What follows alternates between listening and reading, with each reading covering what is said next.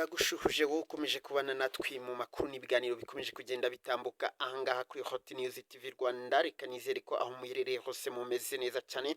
Tuba tugarutse muri wa mwanya tugenda tureba amakuru abakomeje kugenda asohoka mu itangazamakuru avugwa aho dutuye ndetse n'arimo kubera ku mbuga nkoranyambaga.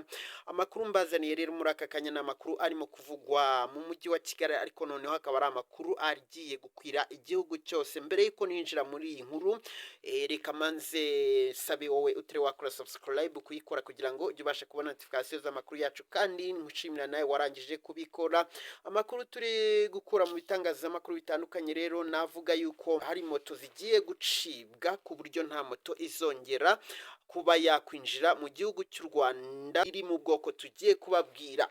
Umunyamabanga wa leta muri Minisiteri y'Ibikorwa Remezo Jean Dodier Uwihanganye yatangaje ko moto zikoresha lisansi cyangwa mazutu zigiye guhagarikwa kwinjira ku isoko ry'u Rwanda, abantu bakayoboka izikoresha amashanyarazi. Muri Mutarama 2025 nibwo hafashwe icyemezo cyo kutongera gutanga impushya kuri moto nshya zikora ubucuruzi cyangwa taxi moto zikoresha lisansi cyangwa mazutu. Ni icyemezo cyafatiwe abashya bashakaga kuba bakwinjira mu kimotari, ariko noneho nubwo iki cyemezo kimeze gutya ntago bivuze yuko umuntu yifite yamupfana ubusa. Ibi byose tugiye kugenda tubibasobanurira, nyamuneka mutagira ngo nibaca moto zikoresha lisansi abazifite zirabapfira ubusa.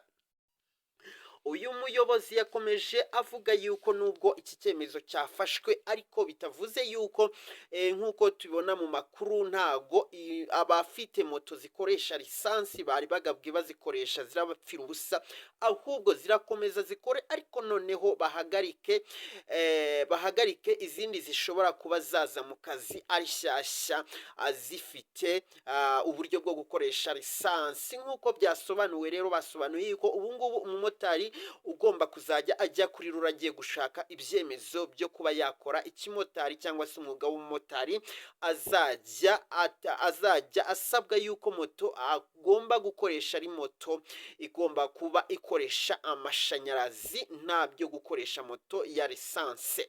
Ubwo rero nyamuneka wo mumotari, hari igihe bavuga ibintu nk'ibi ngibi mukumva ntacyo bivuze, nugenda ugakora amanyanga ukavuga yuko ugiye gukoresha moto y'umuriro ukagenda ukikoreshereza moto ya lisansi bakagufata, ibyo birakureba nawe urabyumva uko bizagenda. Ubwo rero nyamuneka mube mwumva ingamba nshya ziba zirimo kugenda zifatwa, kandi nk'uko byagaragaye ko guhera mu mwaka wa 2025 moto z'umuriro arizo zagurishijwe ku isoko cyane, dore ko niyo ugiye mu mujyi wa Kigali arizo ubona ziganjemo. Kugera ubu ngubu rero uyu muyobozi akaba avuga yuko usibye no mu mujyi wa Kigali no mu gihugu hose bifuza yuko hakoreshwa moto z'amashanyarazi, kubera yuko abazana isoko ryo kuzana izi moto z'amashanyarazi ryabonetse, ndetse n'abakora ibizajya bitanga ayo mashanyarazi ya moto nabo barabonetse, nta kibazo gihari. Ni amakuru rero tubonye